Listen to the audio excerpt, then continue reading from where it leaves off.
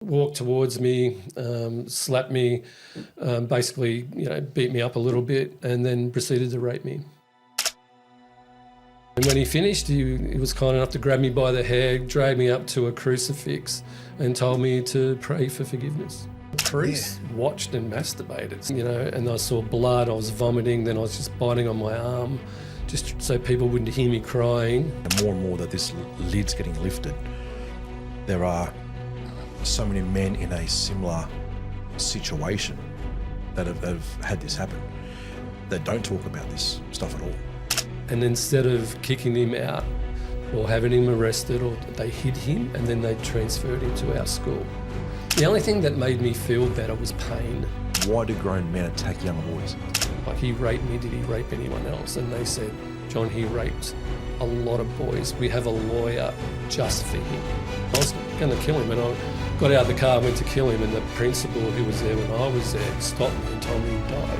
After it happened, the priest then drags you closer to it and tells you to pray for forgiveness for what happened, right? When incidents happen in people's lives are bad, people often go, oh, well, where was God when, whatever. How do you answer the question when someone says, well, where was God when this happened? How do you answer that? Gentlemen, welcome back to the Masculinity podcast, a place where real men have some real talk without all of that BS. Welcome back, Jamie, Mikie, fellas. Really good to see you boys again. Hey, boys. Has it been a week already? God, it had gone so quick because it's a short week because of public holiday. It feels like we just recorded yesterday and here we are again. Oh, you guys took public holiday off? Well, some of us are No, I bosses. Actually, no, Just wait. And Tuesday and Wednesday. Well, welcome back, lads. Really good to have you here. It's going to be a rip of an episode, guaranteed. A couple of announcements before we kick off, I should say. Big shout out to our sponsors, One Life Property. You guys have been great supporters of us right from the start, especially in the building of the studio. And we want to thank you so much because we can't do what we do without you. You guys have been absolute legends. For guys that have listened to our podcast, whether you're new or you've been with us from the start, hey, we want to hear from you. Give us a review, subscribe, like, everything about us. But look, just tell us how we're going. We'd love to hear from you. If you do enjoy it, share it. Give us that 5 stars because it absolutely means the world to us to get that organic traffic through what we do, because we're all about becoming better men. And the more that this message can be spread, all the better for us and for the community of men out there. So, guys, really appreciate that. Righto, guys, going to kick off announcements really, really quickly. It's Mental Health Month and it's also World Mental Health Day. Can you believe it? We've finally got it's not Pride Month, it's actually Mental Health Month, something that's got some attention for a good reason, eh? They're pretty close together though, aren't they? Don't say that. No, I think it's good that one thing I actually I'll introduce John in a second, but John, I was saying this over lunchtime that it's good that mental health gets attention, but as long as it's getting attention with some action, like let's put something behind it to make a difference.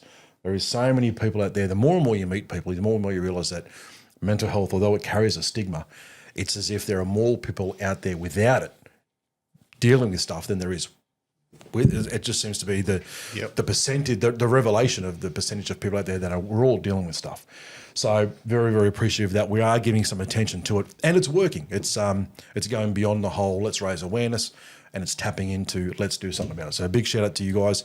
We're thinking of you. If you are struggling about something, guys, please reach out to not only us here, but reach out to all the professional supports. But it's good that it's getting some attention. Mental Health Month and Mental Health Day. We have a special guest that I want to introduce you to guys this week, John Comerford, who reached out to us a couple of weeks ago. And since then, I can definitely say he's become a good mate. Mate, really appreciate you jumping on the podcast with us. Thank you very much, and very honoured to be here. Big fan of the show. So nice to be sitting in the studio and talking to you guys instead of listening to you guys on my walk, and I do every week. So, yeah. Now you're going to have that awkward feeling that we have where when you listen back, you're going to hear your own voice and go, oh, this week when I listen back, is that really how it sounds? We all good to know Wayne's got another friend. It's so good to know. No, really good to have you, mate, because you've made an effort to get here. You tried to fly up a couple of weeks ago. I did, yep. You pulled out with some excuse. Yeah, some excuse. I had to have emergency surgery to get my gallbladder out. Wow. That'll do it to you. That'll do it, yeah. So that was a bit of a shock. I heard you guys last week talking about your vices and what's going to happen in the future. It's your gallbladder. So start looking after looking after your gallbladder, boys. Yeah. Well, we're glad that you can make it because you come up from Coogee. Nice little spot down there in Sydney. It's a beautiful spot. Great spot. Very blessed that we live there. Moved there just probably halfway through COVID. Grew up there. My grandparents lived probably 5 minutes from the beach. My mum grew up there. And my mum's ashes are just near the lifesaving clubs there. So got a rural family, feel to it. And, absolutely love living there. Yeah, nice great little community spot, mate. there for Sydney too. Good, mate. Well, we're so happy that you've joined us, mate. And look, for you, our audience listening or watching, you're going to hear the reason why we've got John on the show. It's going to absolutely blow your mind. So stay tuned for that because it's going to be an absolute ripper. So, look, guys, on that, Jamie, over to you, buddy, for the Ask Us Anything. We have one question from Connor, and it says, "Hey fellas, I struggle to say no and set boundaries at work and at home too. I'm the typical yes man. Any hints on how to change that would be great." So for me, mate, the first thing that you need to do is go get the book. Is it Kill Mr. No More Mr. Nice Guy? No More Mr. Nice Guy. Yeah. So that book is an absolute revelation for nice guys and for the reasons behind you finding it so hard to say no. And there's different aspects on that as it goes along, but really, as a recovering nice guy myself, You're still a nice guy, mate. am not. Recovering nice guy. Who says that? I'm a recovering nice guy. As a recovering nice guy myself, you actually realize that sometimes you doing everything for everyone else has deeper meanings behind it. And once you actually understand that, then you can actually start to set boundaries and actually start to put yourself first, because it is important. You can't do others you can't do anything for other people if you don't have enough energy yourself. So make sure that you're looking after yourself. It doesn't mean that you have to say no to absolutely everything, but I will say that no is one of the most powerful things, or the most powerful words that you can actually learn. Do things for the right reasons, and definitely get around other men, because what happens is that you can actually start to realize that for that mateship, men are going to like you for who you are, not for what you do for them. And this enables you to gain more control over your life in different aspects. 100%. So, boys, anything else you want to add to that? Mate, when I read that book, I know exactly the book you're talking about because we spoke about it whilst I was reading it. It's one thing to read the book, which exactly what I did. I loved the book. I walked out of the book going, I'm going to apply so much of this to my life, and stayed the yes man still. And I find setting boundaries I'm not going to say as a guy, but I'm just saying typically when you are the Mr. Nice Guy, trying to change is so challenging. Because, like you said, there's always, I'm not going to say a hidden meaning behind it, but there's a hidden meaning behind it. There's a reason why you're saying yes. And sometimes it's, we've touched on it before, it can be validation, it can be approval, it can be so many things, fear of offending. But setting boundaries, when you do start to set boundaries, you realise that the person on the other side isn't as offended as what you thought. It's not as negatively affecting the others as what you thought, but it's also overly empowering more towards you than you thought it would be. I found that when I've started to learn how to set boundaries properly, it is so empowering. But I'm still back, I reckon, 2 or 3 stages. So what's the guy's name? Connor, I'm not the greatest man to give an answer on that one because I'm still there, but it's a learning curve. But when you do get there, I want to get back there. But setting boundaries is a tough one. Fellas. Yeah, I'd say I'm probably still a bit of a yes guy. So I'm trying to change that. So like getting around people that say no more. So I'm starting to try and act more like my wife. So good news is I crashed the car twice this week, so I'm working towards it. Mike definitely just doesn't even know boundaries. Look, I don't. And yeah, my wife doesn't listen, so I can say these things. Oh, mate, this is definitely a cancel show. Just no more reels, please. Don't make a reel out of It's that. a reel coming from Yeah. I'm saying it directly to Pip. Hey, Pip, check this reel out. But one of the things I heard a few years ago was let your no's make your yeses better. So, if you do start to say no to things, all the other things you're doing in life are only going to get better from there. So, yeah, try it. Start small, see where it goes. You'll probably find the changes are that beneficial to you that it just pushes you down that journey. Yeah, you're spot on, mate. Yep. John, anything you want to add, buddy? Look, I just say, Connor, talk to your friends about it, your closest friends, and tell them that you think this is becoming an issue for you. And if they're good friends, then they'll push back on you and say, no, Connor, you've been doing this, you've done too much of this, have a break, and one of the other guys will, jump on this and move on for you. So it's all about having the right people around you and having honest conversations with people about what you want to do and boundaries you want to set. That's what I do, Connor. Yeah, spot on, mate. Anything else, Jamie? That was it. Just one this week, you're saying? No, that's it, mate. So, yeah, so if you guys want to enter in those questions, obviously we're fixing everything because we've only got the one this week. Reach out to us on social media. Send us an email. The phone number is coming. Yes, Samuel. Yeah, Samuel. We're more than happy to run through those and help out wherever we can. Awesome. Thanks, buddy. Mikey, over to you, buddy, for the week that was. Guys, Auntie Pauline's making a comeback. I saw this. This is good. How good is it? So Pauline Hanson, she's doubled her support and following in the last couple of months, and no one knows why. Guys, why do we support her even more? We don't know why. We know why. Go on, give me some reasons. Wayne, what's your favourite thing about Auntie Pauline? You know what? Look, there's a lot of things I like about Pauline Hanson.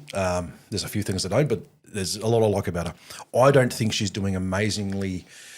So I'll reword that. I don't think her supporter base has doubled because she's doing amazingly well. I think her supporting base has grown because our current government is doing extremely bad. Yeah. And I think you could be in any lane racing against what we have as a PM at the moment and be a standout contender for the next one. But hey, Pauline Hanson, I mean, look, the more and more I look into it, though, and this is what I do like about what we're starting to see.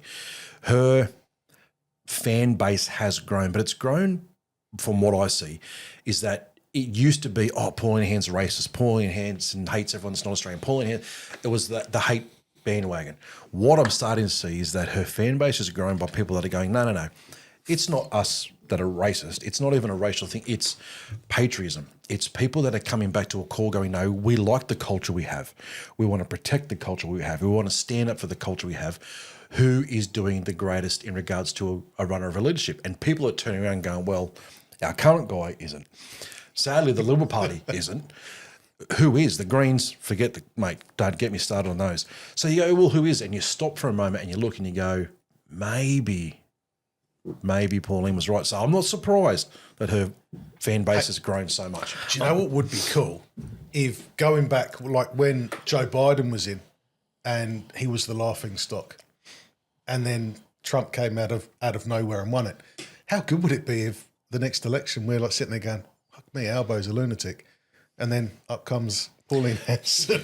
Mate, I wouldn't, yeah. Well, look, one thing I want to say is one good thing about Pauline Hanson is that she's actually listening to Australia and their fears, their worries, and their frustrations, and she's voicing that. Yeah. Now, do we agree with everything? Absolutely. Like, I'm not going to say I do, but the thing is, right, is at least she cares and she's listening and she's willing to actually put it out there in I guess the atmosphere so we can openly talk about it. What I'd love to see though is a plan on how to make the country better and what we're going to do in the long term, because I think that really most people care about the generations we're leaving for our kids and what's going to happen, et cetera, et cetera. And if there was someone that was actually going to go, hey guys, let's just take a little bit of short-term hard work for long-term gain. Let's just actually make Australia, a bit more self-sufficient so we don't have to rely on everyone so much, where we can. Let's actually make smart choices to the future rather than selling off, all the not the assets that we have, but selling off all the natural advantages that we have. And why don't we actually expand those natural advantages? That's what I would love to see. I don't really give a shit what political party does that. I would just love to see one of the political parties actually doing that. Yep. Well, Pauline Hanson kind of says what we're all thinking, but a lot of people are too afraid to say. She probably takes it a bit further as well sometimes, which is thanks, Pauline. good to see. Yeah. But look, I would love to see Pauline on our podcast. It would be awesome to have someone like that on. and actually talk to her about where send she's her an going email and what right she's now. doing. Pauline, we want you. Yeah. Well, you've got the phone number, right? Wayne's got everyone's phone number. We just flick through. I'll have to reach out. It's good. But something else happened with Pauline today, I saw, with the burqa thing. Did you see that? Oh, wanting to ban the burqa and other face coverings. So before we just plant her as just Ban a the racist burqa? again, she wants to ban face coverings. Well, I agree, right? Like, there's other countries are doing it, and you know, I've got 3 daughters. I wouldn't ever want to see them in a burqa. I think why would you want to control women like that? Personally, I look at beyond the whole, because obviously the whole burqa thing ties into a religious side of things. I'm not going to touch on that. I just want to say, I think as men, and I was saying this to you prior, Mikey, I think as men, when one of our main traits as men is to protect, we've got a family unit, we want to look after them, we go to the grave for them, we stand on the front line for them, we want to protect our family. When I send my family out into a community thinking and believing and hoping it's a safe space, if all of a sudden now they're in a community of people that are entirely covered up, hiding an identity, we're not wanting to be exposed, and there's a part of that that me goes, there's a sense of, this doesn't feel safe anymore. This doesn't feel like why hide this identity? Now, especially when you look at what happened in the UK, we touched on it briefly last week. Yep. Digital IDs and stuff coming. Well, how do you get an ID of a person? I just think it takes away the safety element of, and also the trust element that when this is still around, I don't know, Pauline Hanson wanting to ban it, I'm not against that. yeah. Well, I mean, look, she's banning, when you talk about face coverings, that also covers under, you see these Antifa guys out running around Free Palestine, running around the joint with their faces covered up, and in their peaceful protest, smashing things up and saying death Peaceful. to the Jews. Yeah, Into pieces. yeah. It's good, but it's. I mean, look, we're seeing a rise. What we're seeing in Australia is a rise of that American style politics, right? So we've got Turning Point Australia about to be in South Australia for the next election, and they're going hard. And we've now got politicians warning against that, saying, "Hey, let's move away from the American style. That's a bad thing." Well, I think it's a great thing if we went more that way. Let's actually talk about freedoms. We've got so many things where the government is trying to take our freedoms away. Why shouldn't we have someone actually standing up for them? There was a point where the government served us, not the other way around. There was a time. I think that's gone past now. Yeah, and I think for someone like myself, I mean, I spent 20 years in the Australian Army, so the Australian flag absolutely meant something to me, and I've lost friends who served under that flag as well. And the thing that I've seen over time, and I think the last 20 years, is how the government wants us to change our lifestyle. Like, they don't want us to celebrate Christmas because we might offend someone else. It's like Australians have to give up their values so we're not offending anyone else. I'm happy for anyone to come to this country, but don't question about my values and what I want. I want to celebrate Christmas with my kids. If I want to take them to carols, I want to have an Australian flag outside my house. But a really sad day in my life was Australia Day about 4 years ago. I was at Coogee Beach and they had a helicopter go past with this massive flag, and there was 4 young girls, they would have been 15 and 16, booed as the Australian flag was gone. Really? I couldn't believe it. I could not believe it. So going back as when I was a teenager, I remember watching England playing in, it would have been one of the World Cup games way back. So we're talking like 2000, around the early 2000s. This isn't the one where he kicked that field goal right at the last second. I was it? can't Oh. even remember.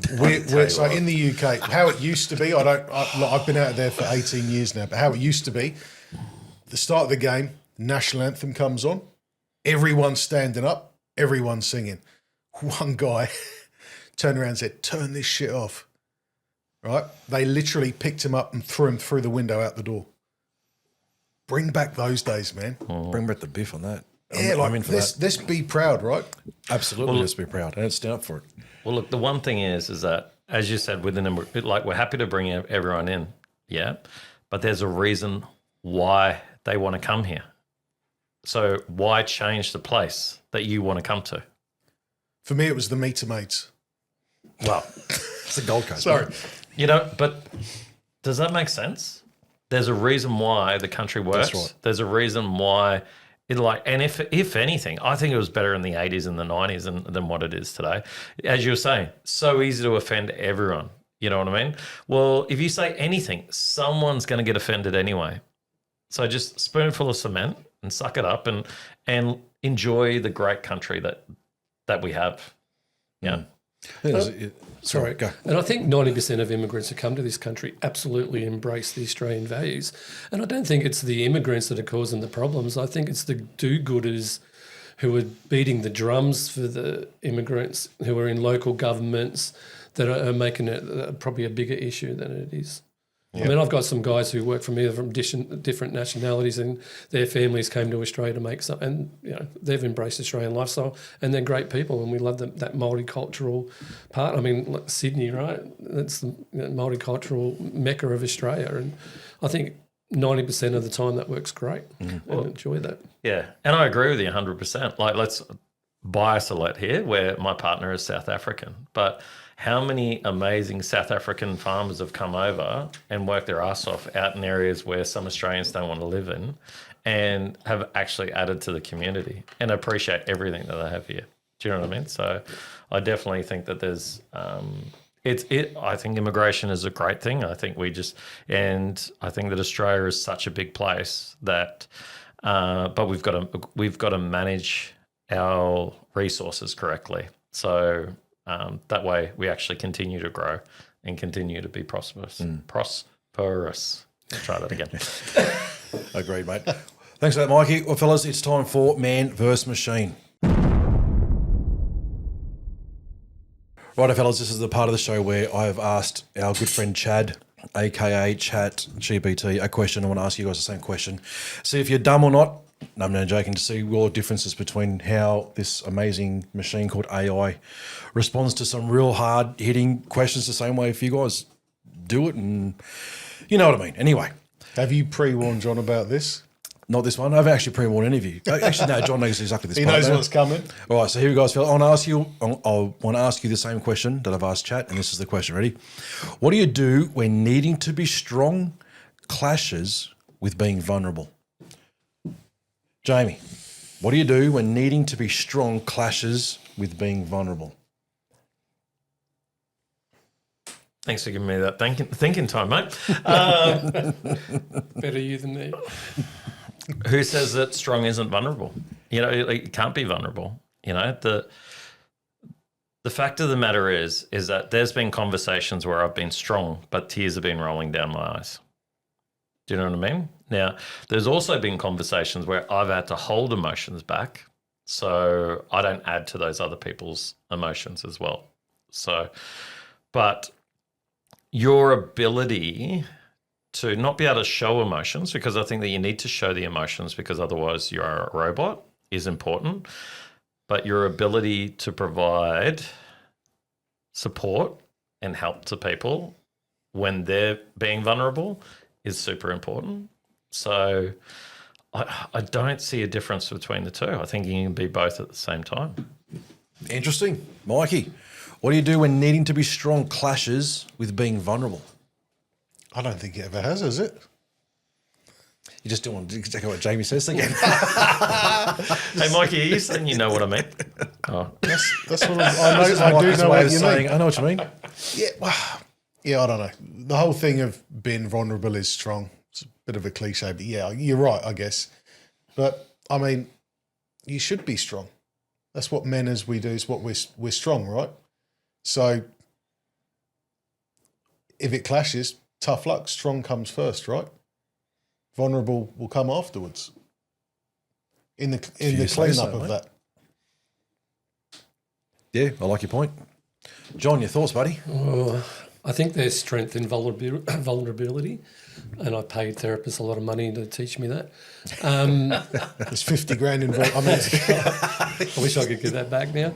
But I think there was a time and place in culture, and I think Australian culture, that you're always strong. You didn't show your vulnerable side. And I think as the times progressed as men, we're trying to flick that side. So I think now, I agree with the boys that, now there's, it's a bit of both. Like you can be strong and have that vulnerability. And I think if you can do both, is a great thing to do. And I try and do that with my son, talk to him about both sides of that. Like be yourself, stick up for yourself, but, talk about your emotions and how you feel. So.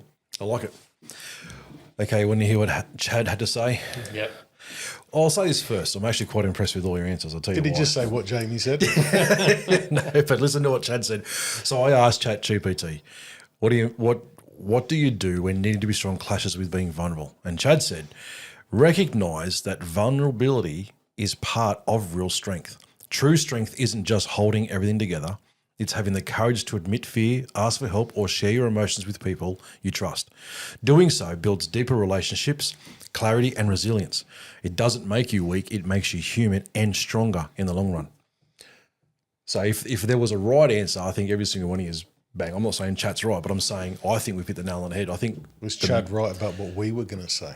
I didn't get that one today. No, I actually didn't ask Chat. Now the question is Chad learning from us or are we learning from Chad? I think Chad's learning from us now. That's very much no, but I think in essence, when you look at that question, it can very easily look like it's a trick question, but it is actually tied together. I think every single one of you's got it right.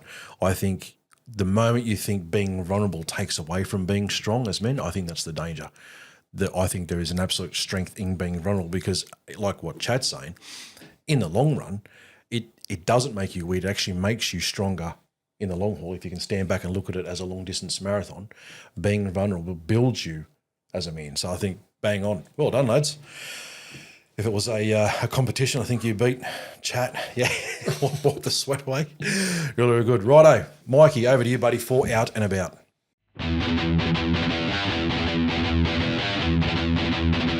Guys, we had another great week at the barbecue. It was a bit of a slow start, so we've now got our local police are starting to do little drive-bys through the day. Around. So, John, we do it every Thursday night, mate. We do a barbecue in Nambour for the community. So whether you're homeless, just struggling a bit, whether you're lonely, whatever it is, or you just want to come down and help, everyone's welcome. The last couple of weeks, we're starting to get the police doing drive-bys around Thursday lunchtime, just starting to get the people moving away a little bit, and they're not flashing the blue lights, but they're not far off, right? We did notice it last night. The numbers were, most of the numbers were down, but you noticed the difference. It was down a little bit, which worked because our good friends at Gateway Care, they dropped the ball this week. No food. Come on, Caloundra. So yeah, I know. So Caloundra letting Nambour down again. But no, so it was good fun. We pulled it together. We had Kent, the slow cooker, back, which was awesome. Big shout out to Kent, the slow cooker. Love it. I really hope he listens and comes and sees us. Yeah, but no, it was really good, really great fun. Numbers were good. Met some new people. IFYS were there again, getting a couple of guys organised with the first steps to getting their a temporary accommodation or some shelter, which was awesome. So we've got good things coming up. We're still doing the fundraising for the barbecue, so Give, Send, Go. Jump on there, guys, if you want to donate, and look up Food Trailer. We're getting dribs and drabs coming in, but we've got a long way to go for the target. So we're going to probably hit Wayne up and maybe One Life. Yeah, Chris, you're listening, which you are. Chris, can you build trailers too? Can you? You build good houses. Let's start building trailers. It's good. And we got the T-shirts coming. So We do. Hopefully within a few weeks, Wayne. Yeah, not far off. Just waiting for your little black shirt delivery. Yeah, right. Okay. Put on Oh, they wanted black. Crap. There was a special on pink. No, it was good. Well, at least Elbow will buy some, so. Maybe put it towards Yeah, it. that's it. We'll send one to every left-wing male in the country. It'd be awesome. It's salmon. Stop it. Now, look, big shout out to the guys at Harcourts and also Fred and Road Developments who have chipped in quite a fair chunk towards that trailer. You guys are fantastic. We much appreciate it, but we're close to it, not far into it. Long way to go, but appreciate you guys so far. Guys, the meetups this week really good. Had interest yesterday from a guy down in Melbourne who wants to start one of our AJOs, Average Joe's meetups down in Melbourne, which would be great. Going through some stuff with him now, so hopefully we'll get that up and running quite soon. So all you Victorians out there, keep an eye out because we're another new location, hopefully starting in the near future. So we'll see how that goes. Other than that, though, all the other meetups, fantastic this week. Seeing all the photos of all the lads getting sent through to our group chat, which is great to see. It's just, it honestly is such a good thing when I run the host group chat here, and every week when the photos do come through and I see just the men in our community, just in all different locations, getting together, being a part of what we're building here. It's just really, really good to see. So if you do want to get involved, head along to one of our meetups. There is an agenda. I'm not going to tell you otherwise. It's the truth. We're not there to just it's not a piss up. It's not the casual hang. We have an agenda. We're about becoming better men, and there's a purpose behind it. And we have a topic there set to challenge you, hold you accountable to it, and that's the reason behind it. So if that's what you're after, this is the place for it. Hit up the website, hit up our socials, find out the locations, the times, all the hosts, all that info's out there, and get along. Righto, guys, over to the main topic.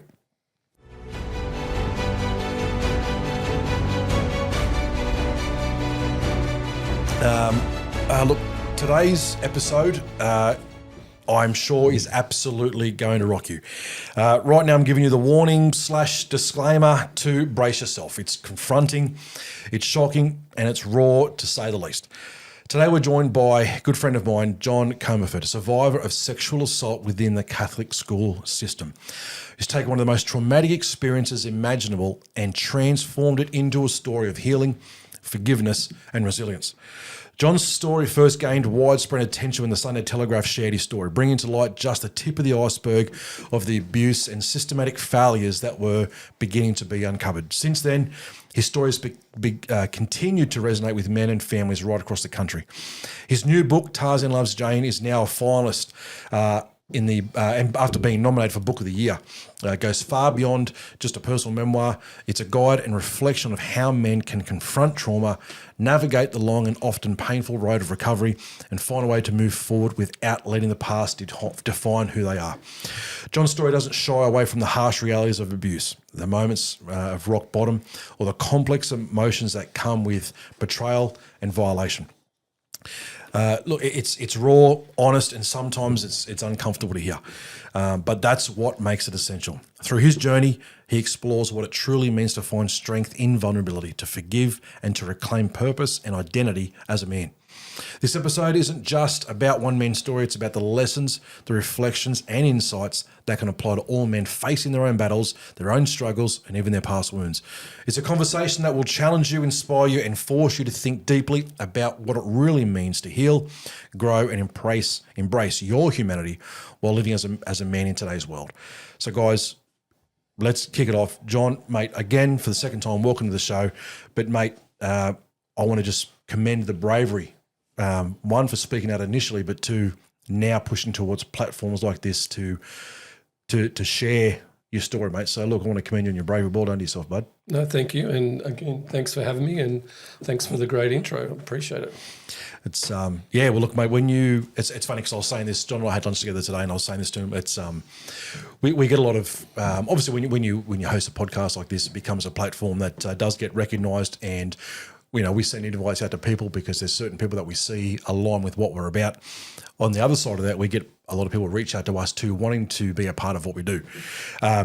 When I first came in contact with John, he sent me his book, and it slotted into the other category of, I'm like, oh, okay, this guy sent me his book, no problem. Let's see. All right, mate. Yeah, I'll have a read. And then I read it. And I was saying to John today, it wasn't until I read his book that I went, okay, mate, if I have to fly down there and drag you onto the podcast, I will, because literally, mate, your book is outstanding. It's brilliant.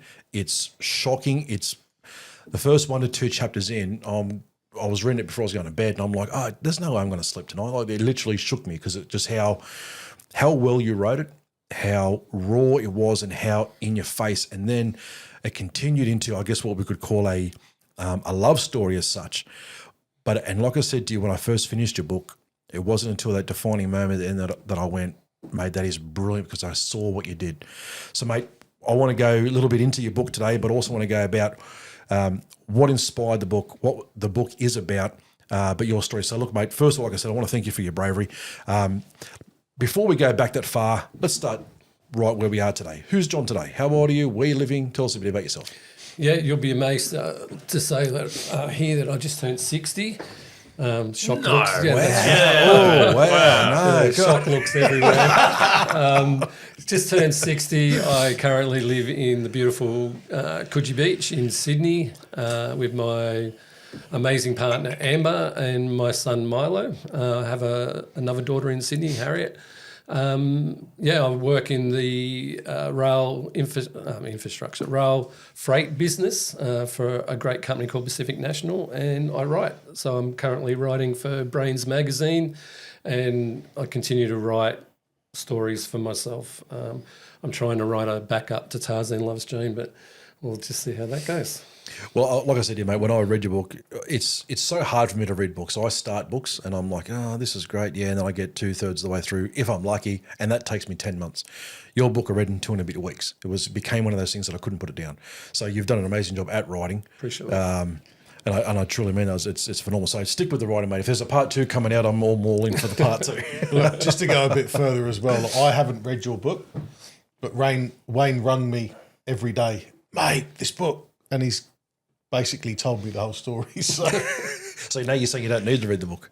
Well, you had the audio version, I the had Wayne audio. Audible over there. Wayneable. Hopefully the audio version's coming. My both Amber and my sister are constantly at me for that, so hopefully that's down the track. I'd really like to do that actually.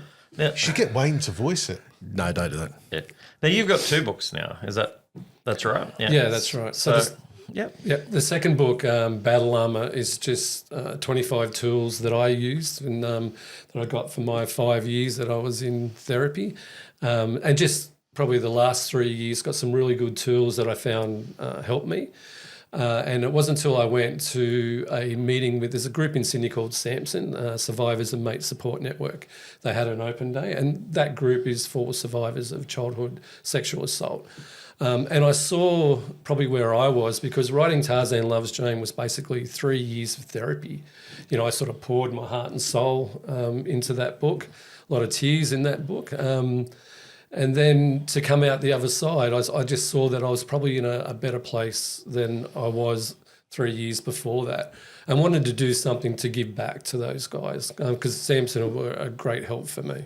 So, so I just wrote that 25 tools that I used, and they're just, there's nothing in that you probably haven't heard before. Diet, alcohol, getting outdoors.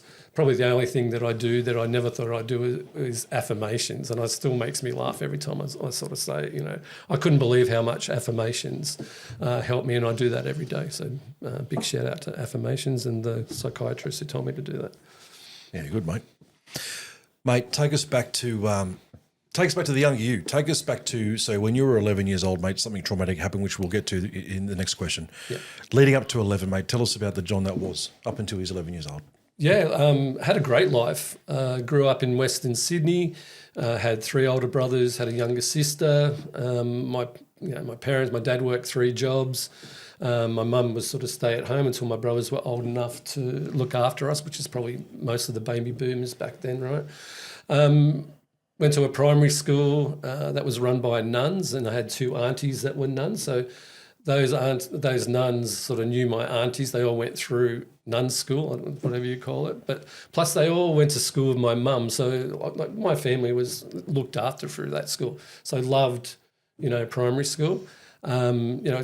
Normal, played sport, rugby league, just rode your bikes until it got dark. Grandparents lived 5 minutes from Coogee Beach, spent a lot of our childhood there, learnt to swim in the rock pool at Coogee Beach. So it's a nice, 360 being back there now. So, yeah, just probably the typical Sydney kid growing up in the 70s. My whole school years were through the 70s. So, yeah, had a great time. My brothers were all mechanics or machinists, so there was just cars in and out of our house. So, great time. Had a really good childhood, and up and as you said, from that 0 to 11, felt very blessed. Yeah, good, mate. 11 years old, you're in the Catholic school system. Take us to the morning of and talk us through that day, because it changed your life. Yep. Talk us through it. Yeah, so it was a Wednesday. So every Wednesday at the school I went to, there was a small parish church out the front.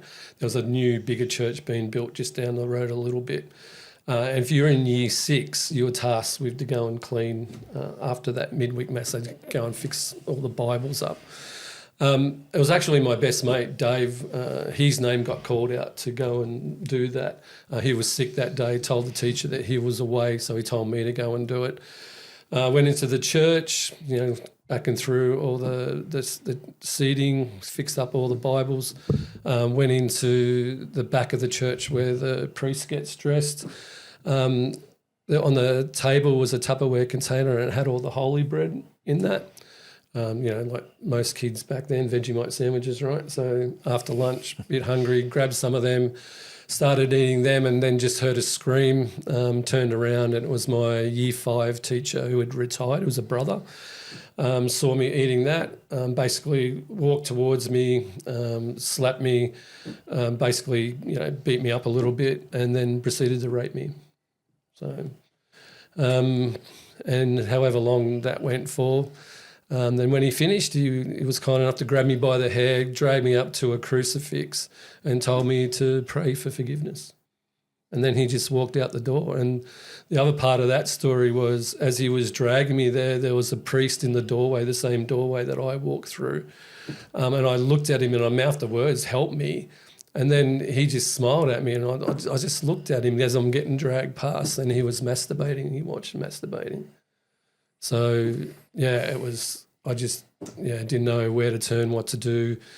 When the brother left, the priest left, I probably stayed there, I don't know how long, 5 minutes. Then I was worried that obviously someone would come or come back or the priest would come and do the same thing. Went into the toilet blocks, basically sat in the far cubicle trying to sort myself out. Tried to wipe myself, and I saw blood, I was vomiting, then I was just biting on my arm just so people wouldn't hear me crying until I could taste blood, and then went back to the classroom.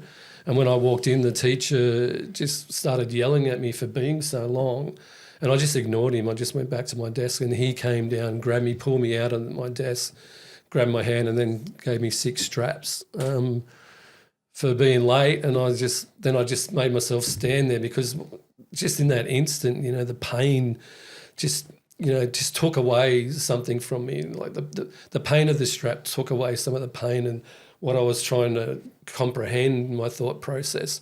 And then I sort of realised that pain was helping with the pain of being raped. And I know that might sound a bit weird, and then I just stood there hoping he'd come back and do that again, but he didn't. And then made my way home that afternoon.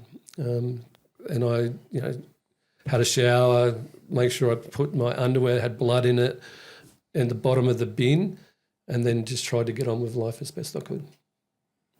To get from there as an 11-year-old boy to where you are now is a journey that what I'm discovering, it's one thing for us to say, "Oh, mate, that's incredible. I have no idea what you've gone through," but what we're understanding, the more and more that this lid's getting lifted, there are so many men in a similar situation that have had this happen that don't talk about this stuff at all.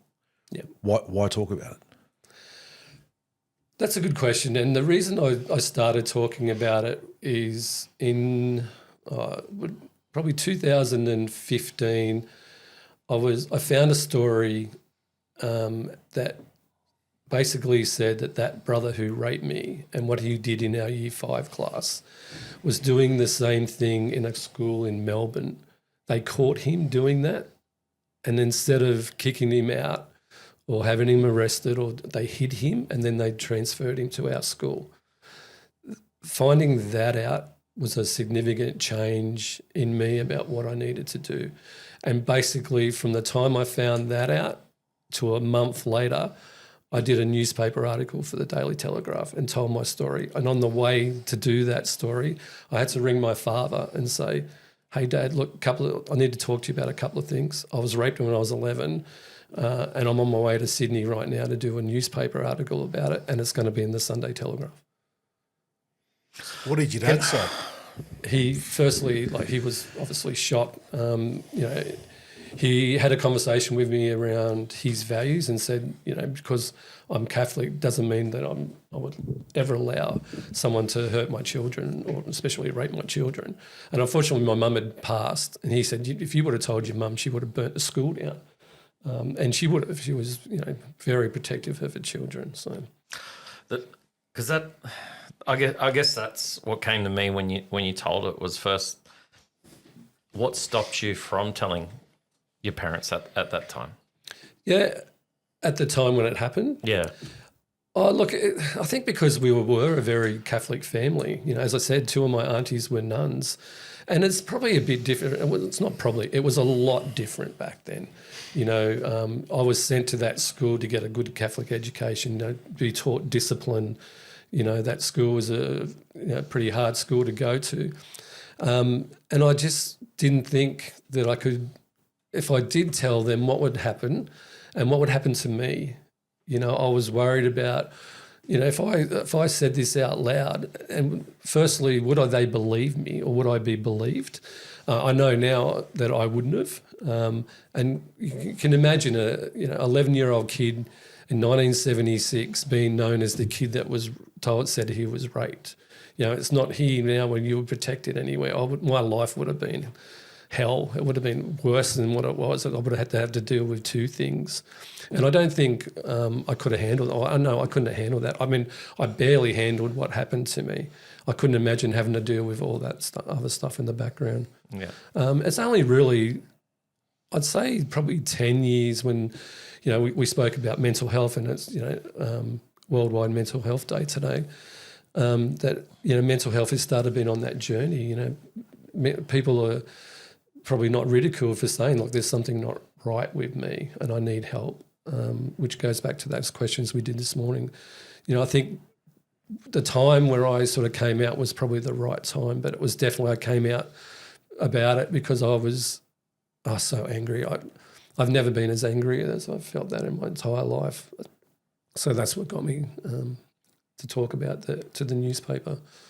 And I wasn't ready either, so that's probably the second part of that story. It made it worse for me mentally. So, have you spoken to your dad?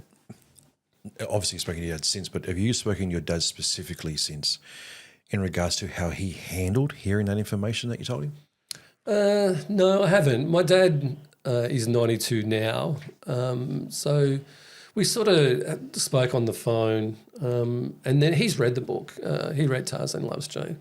It ran. What do you say? It goes on a bit, but he was talking about the sex scenes in it, but not really. We had a really deep conversation, and I know it sounds funny over the phone, but my dad's a man of few words anyway. If my dad said, I'm so sorry that happened to you, I wish you would have came to me, that was enough for me then, and it's still enough for me now. I was very lucky. I caught up with my dad last week, and my dad was a good dad to me, and I'll always be grateful that he's my dad. And he gave me what I needed at the time. So, yeah. Mate, studies show that sexual assaults has a huge high increase of creating a warped view on sex and or say like hypersexualization in people like the victims of sexual assault. In your book, you touch a little bit on hypersexualization in men that have been sexually abused. When you yourself hear of stories or events of men acting out sexually as perpetrators themselves, do you ever think to yourself, I reckon that guy's got a hidden story or a hidden trauma? Yeah, there's a bit of a misconception of that people who have been abused go on to be abusers. That's probably not as prevalent as what people think. Around the sex stuff, 100%. I struggled with my sexuality for a long time. And it's funny because when I started having sex, I thought that, the 5 to 10 seconds of euphoria and orgasm would wash away the pain that I felt. But it didn't. Sex actually made me feel worse about myself. I started self-harming, and I talked about it before. The only thing that made me feel better was pain, and so self-harming made me feel better. It took me a long, and, I've always been that. I thought, if to be a good person, a good partner, you had sex a lot.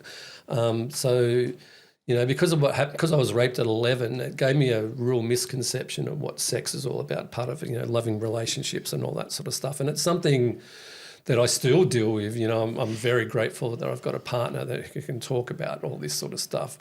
But, one of the things that Amber spoke to me about when we first started having a relationship, sorry, Amber, is how quiet I was.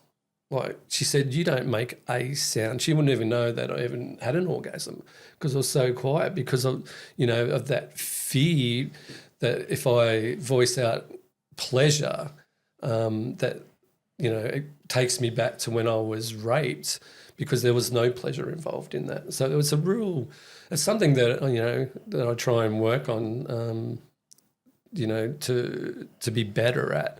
But it's still, here I am 60, and I'm still trying to deal with that trauma for something that happened 49 years ago. But, and as I said, I've got a great partner, and, she's amazing, and we talk about this sort of stuff all the time. So, yeah. Yeah, it's when I hear of stories of people that are victims of sexual assault, there's always not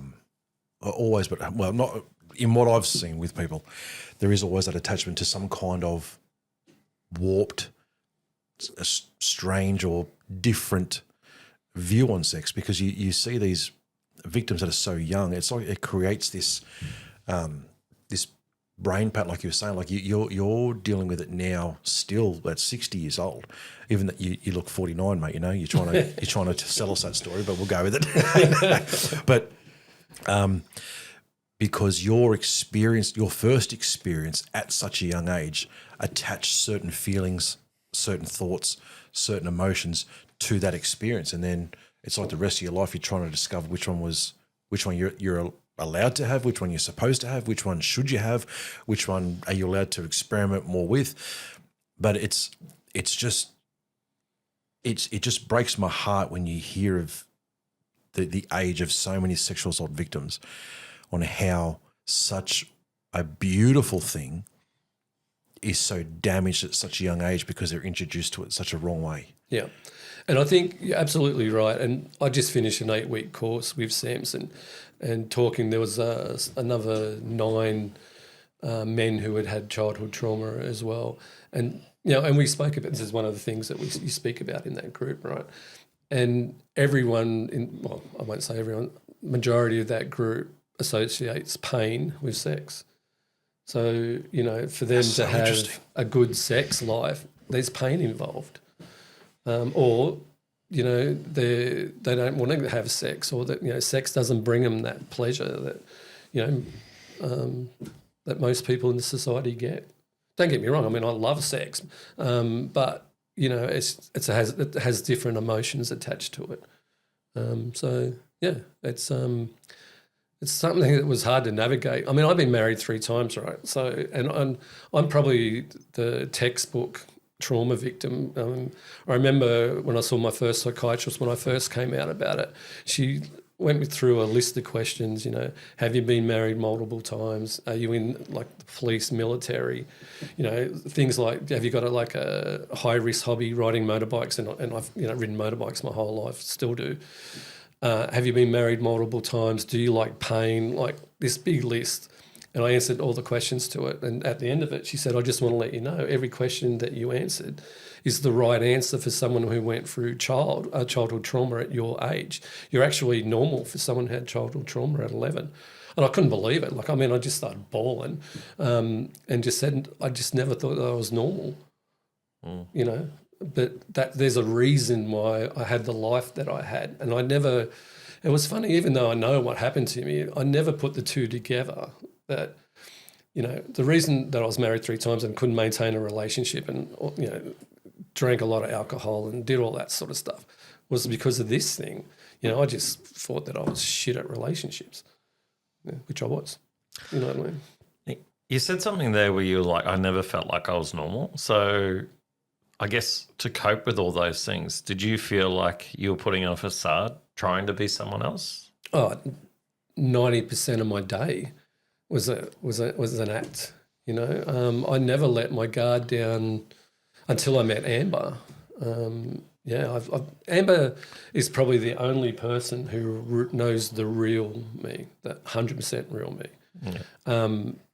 But yeah, even when I came out about my story, people who I knew from the military or people I was in mining, did fly in, fly out in mining, just said, you know, you could have never picked that about you. And I think that's why I love the military so much, because, you know, you got to play soldier, right? And for me, that was a perfect opportunity. I can be this. And I was a platoon sergeant at the end of my career. So, you know, looked after 30 soldiers. So, you know, I could be this, had to be this person, and it just suited my lifestyle. And mining was the same. So I was either in some sort of leadership role. So, you know, you got to be the leader. You don't have to really show your soft side. But I probably do it more now than I ever have with the group of people that I have work for me in my current role. But yeah, definitely Amber's the only person who knows the real me.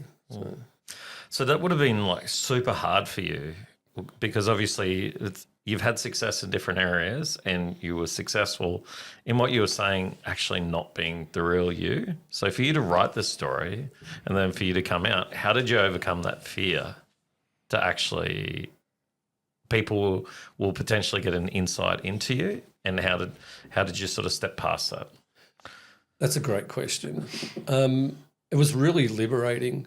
The one thing I wanted Tarzan Loves Jane to be was my story, but how I felt emotionally and what I used to think to myself. You know, I got this thing where I've got, you know, voices in my head. And so I'm constantly going around in my head about things. Like I'll see something and there'll be a big conversation in my head about it.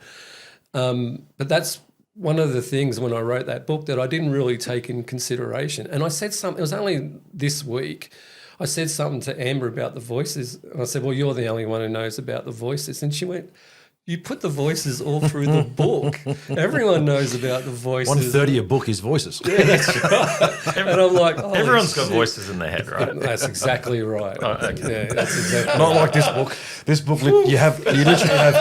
When I read this book, when you read this book, you're seeing the conversation with three different people. You're going, oh yeah, so there's John, but then he's got this guy and then this. And you're trying to. You got the voices. The voices. I did have a question on that. Yeah, it'll touch on there with the voices. But I think, and the other thing is like the overcompensation. Like I have always been a smart ass. I don't take anything serious, and I didn't do that through the military. I mean, I did my job, but you know, I like a joke and I like to have fun because it's an overcompensation for mental health, right?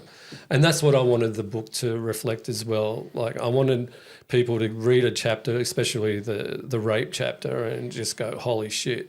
And then the next chapter, they're laughing. And I remember someone come to me and she said, I felt so guilty laughing in the next chapter after reading that. And I said, well, that's the whole point of the book because, you know, Johnny in the book has mental health and, you know, that's how he deals with it. 1 minute, there's a lot going on for him. And the next minute, he's laughing about something. So.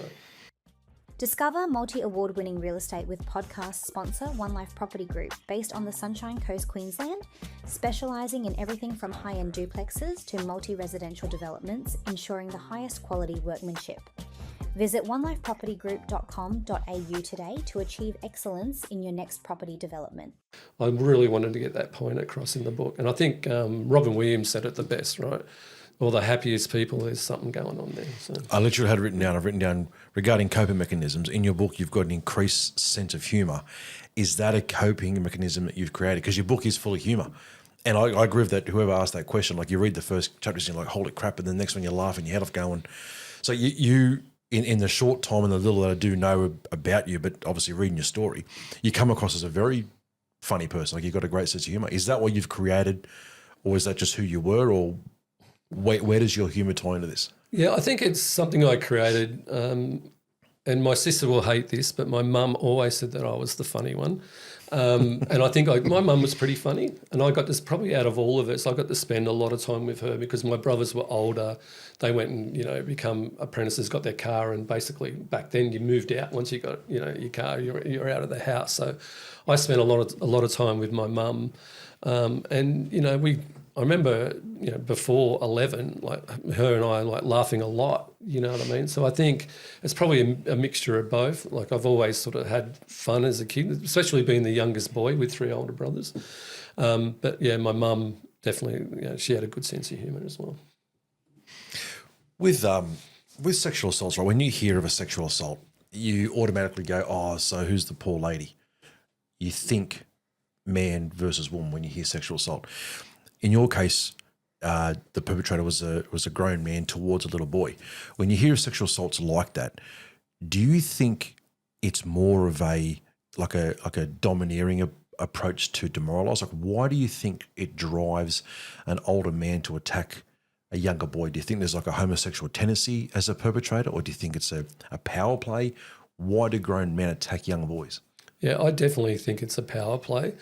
I think that school was a power play, those brothers. And I think there's a lot of frustration for, brothers and priests, sexual frustrations. And I think, they take that out through violence.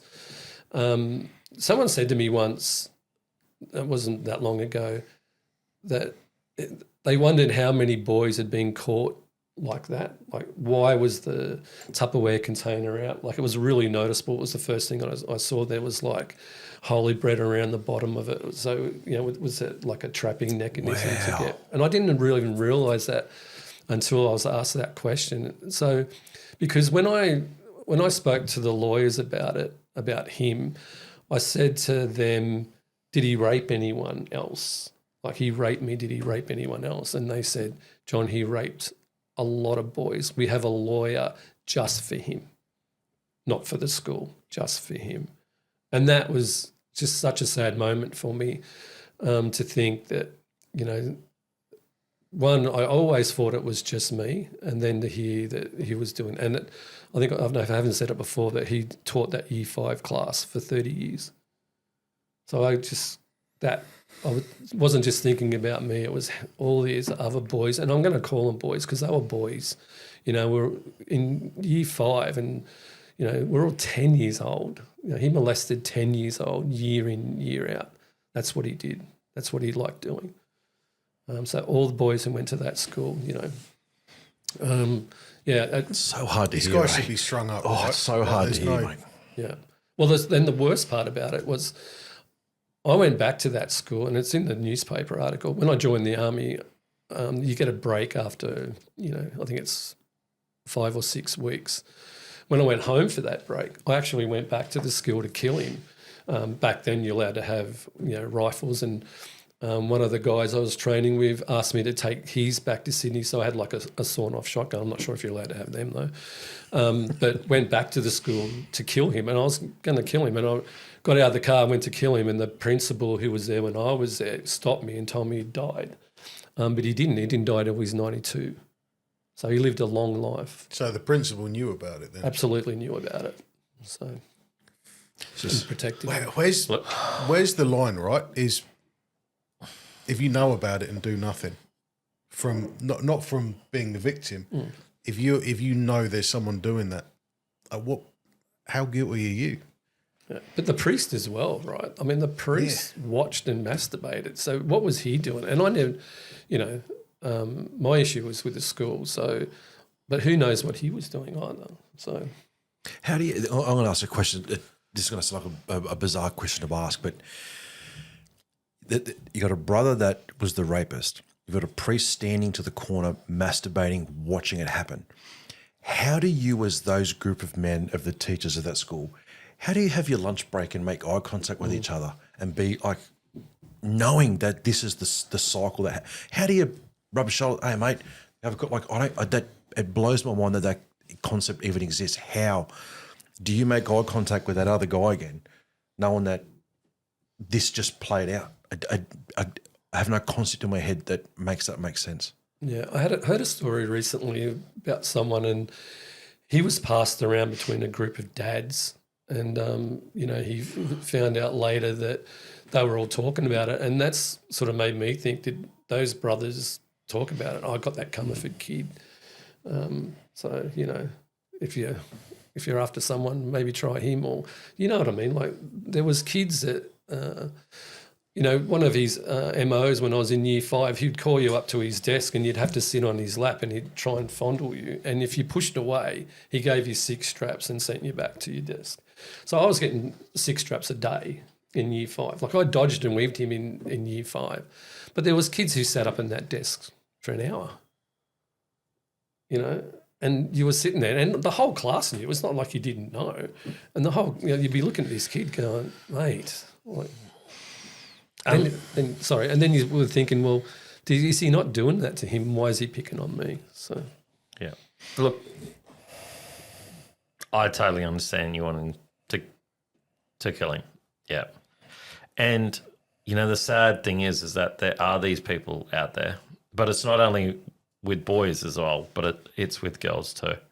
So I'm sure there's guys out there that maybe, because for me, if I saw that book, I went, well, that didn't happen to me. What am I going to learn out of that book?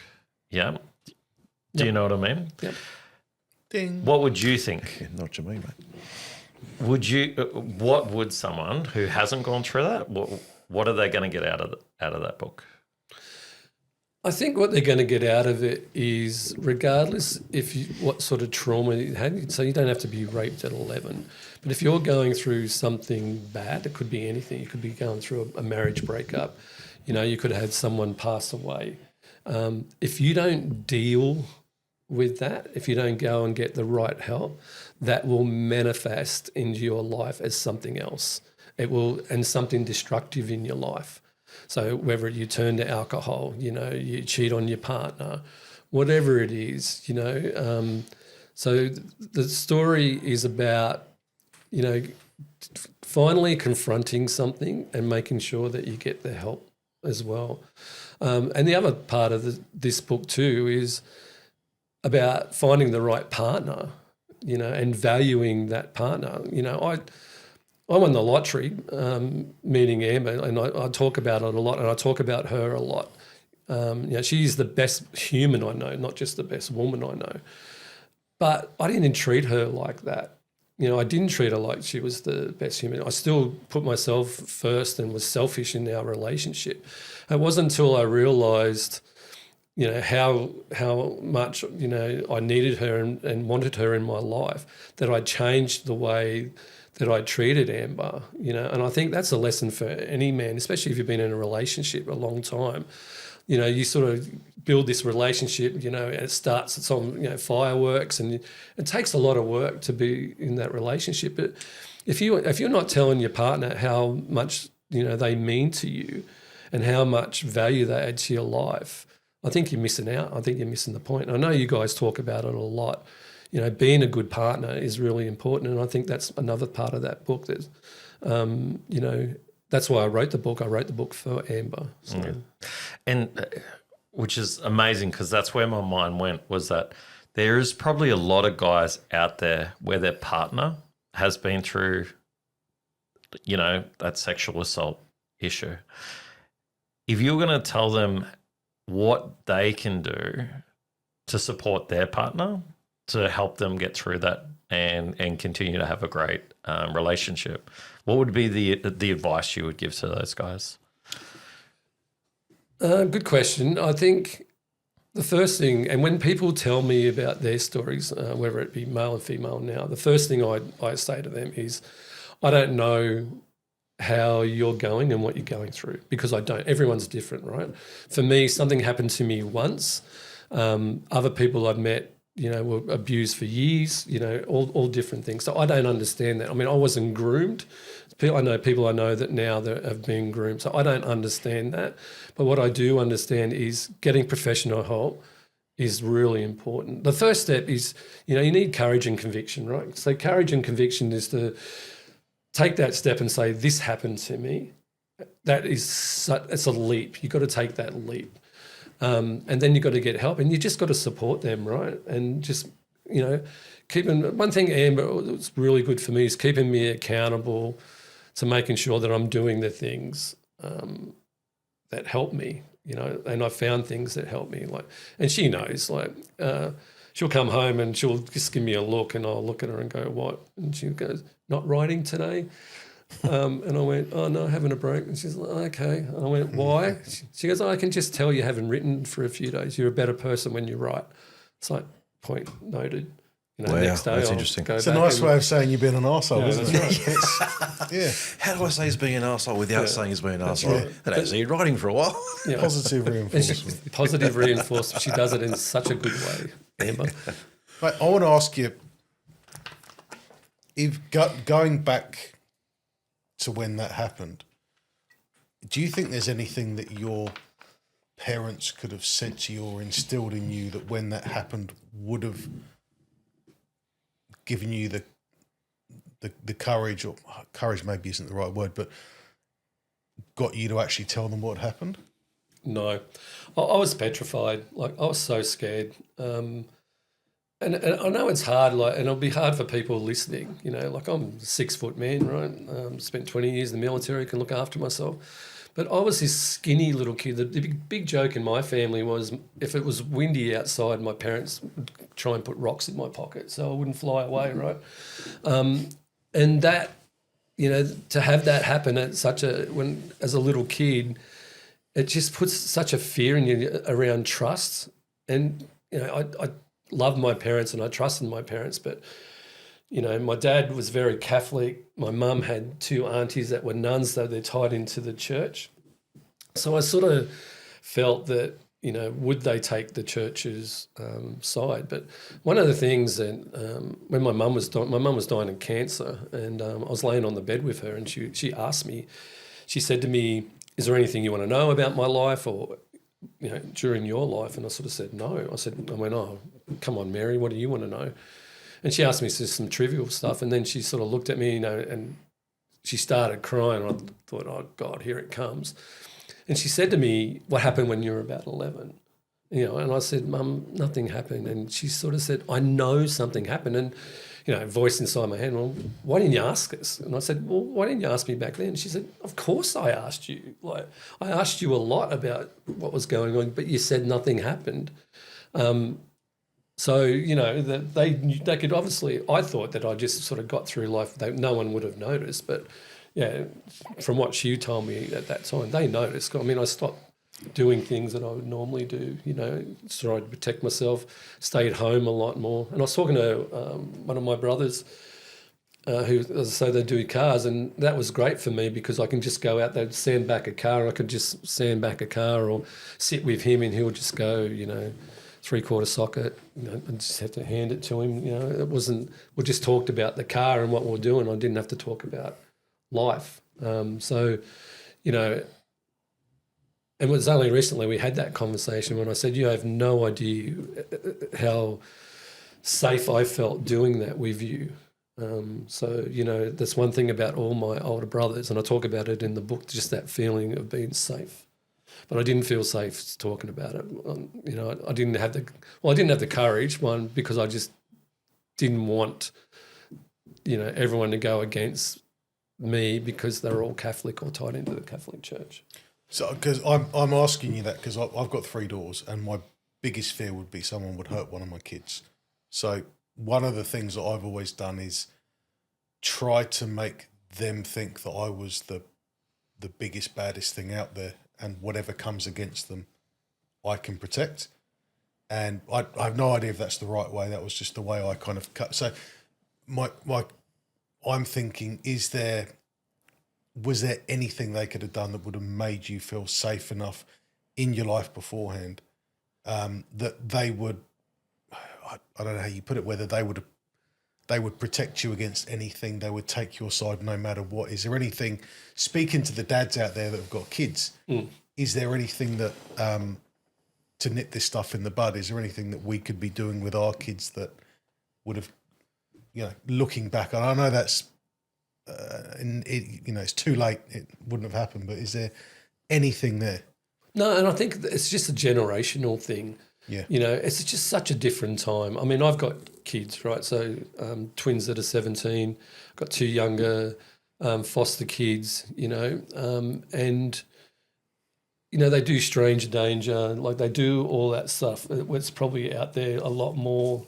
I mean, in the 70s, there was none of that, you know what I mean? Yeah. But I do the same with my kids. You know, like, had all those conversations. No one's allowed to touch you. Like you got to do all that. And I think if you're just honest with your kids on how important it is that they talk to you, and I mean, from the sounds of it, as long as you're approachable with your kids, you know, you build. I think where we are now as men, like we do put probably more time into our children and probably get more time with our children than what our parents did. As I said, like my dad worked 3 jobs. We saw my dad Sundays and Mondays, and we were at school on Mondays. So he had Sunday, Mondays off. That's the only time, and holidays at Christmas. And then my mum started working. When she had 5 kids, sent them to a Catholic school. My dad was still putting money at the church around, you know, when they do the envelopes at the church. So I think as parents now, we get to spend more time with our kids, so we probably reinforce those behaviours now. But I'd definitely be having conversations with your children at the right age. I think schools do a good job of that now as well. Yeah. Mate, I've got a really hard question to ask. It's probably possibly going to be one of the hardest questions I've ever asked anybody in my life. In your book, and you mentioned it prior, immediately after the rape, the priest took you to the foot of a giant crucifix that had Jesus on this crucifix, right? And even in your book, you were saying that, you know, the whole time it felt like the crucifix was watching you get raped, right? After it happened, and the priest then drags you closer to it and tells you to pray for forgiveness for what happened, right? When incidents happen in people's lives that are bad, people often go, oh, well, where was God when whatever? How do you answer the question when someone says, well, where was God when this happened? How do you answer that? Yeah, that's a good question, Wayne. I mean, one of the chapters in the book is called God is Not My Friend. And I just didn't think that God was my friend. I think that chapter I wrote was Jesus Wept. So forgiveness, it took me a long time to forgive, and was a lot of people. Firstly, I had to forgive myself, because you're never going to get better if you don't forgive yourself. I forgive myself for, you know, not talking about it sooner, not getting help, you know, sooner, you know. I made a conscious decision probably a year ago before I released Tarzan Loves Jane. I forgave the brother that raped me. I forgave the priest who watched and masturbated. I forgave God. And I forgave, you know, I just had forgiveness because I felt like I couldn't approach my parents, and I sort of put blame that I couldn't do that. My brothers went to that school, so there was a bit of thing, well, why didn't you protect me? Because they protected me from everything. So I really meant it. You know, I remember I was in the water in Coogee. I was up to about my chest. I had my hands on top of the water, and I just made this thing that said, God, I forgive you, and then I just went through the list. And this sounds, you know, it wasn't a spiritual moment. I didn't find God from that point, but I just felt a release. And I always do. I think I mentioned at the start, my mum's ashes are down there too. So I really felt like I was talking to her about that. And it made me feel better. And I can't describe how much it made me feel better. And I was really shocked at the difference that it made feel better. Incredible. Yeah, and then something else happened in my life around that time where I realised if I didn't get raped at 11 and this thing happened and I couldn't have fixed that problem, I probably would have killed myself. So I was actually grateful that happened to me at 11. And when you're grateful for being raped because it saves your life when you're 50, that's a real defining moment. And then and Amber and I talk about this, then I asked myself, was I raped at 11 to do what I'm doing now, talking about it to other men? Because every time I do something like this, or, you know, when Tarzan Loves Jane will come, or I do a newspaper article, the men that reach out to me and talk to me who've never talked about it to anyone, and then go on to get help, you know, to me it's a blessing. And when I did that newspaper article, we spoke about it today, 100. I stopped asking, another 100 people came forward because of that article. So for me, you know, the way that I look at it now is I was raped at 11 to help all these other people that who are going through the same thing. And that's my mission. That's what I'm after. I want to be able to, be that person to go, hey, it's happened to me. I've actually, after 40 years, decided to do the work to get it done and that's the other part of it too. I thought the day that I spoke to a doctor and said, I was raped at 11, this outpouring of emotion, I just went, great, I'm cured. I'm just going to move on with my life now. I've spoken out loud, but it's just not that at all because I never got the help. I never put the effort into getting therapy. And it wasn't until I was about to lose Amber that I found narrative therapy, and narrative therapy changed my life. Talk us through it. I was going to ask that very thing. Talk us through what narrative therapy that people don't understand, because I want to tie it into your book. Your book, without giving too much away, was this what's called narrative therapy was literally the catalyst of what I believe made your book an absolute standout, phenomenal read. Talk us through it for those that don't understand it, and why would it benefit people? Sure. So narrative therapy is you write your story. So for me, I wrote about being raped. So everything up until the point where I was about to be raped, and then I changed it. So my brothers would run in, we'd kill him. Like 20 years in the army, I reckon I must have killed him like 1,000 times. So day after day, I'd send the therapist. There's still a little smirk on your face when you say that. Yeah. And she went, oh, look, you killed him again. She went, I wonder how long this is going to last for. And I went, I've got thousands. So I just changed it. Then I had a breakthrough where instead of even being that church, I wrote a story about him dying over the Christmas. So when I went to year 5, he died. So I didn't even have him as a teacher. I had a brand new teacher, it was a woman teacher. And, and that was great. So I would never have been raped. And the other one was my brothers told my mum about what was happening there, and she pulled us out of that school. So I never went to that school.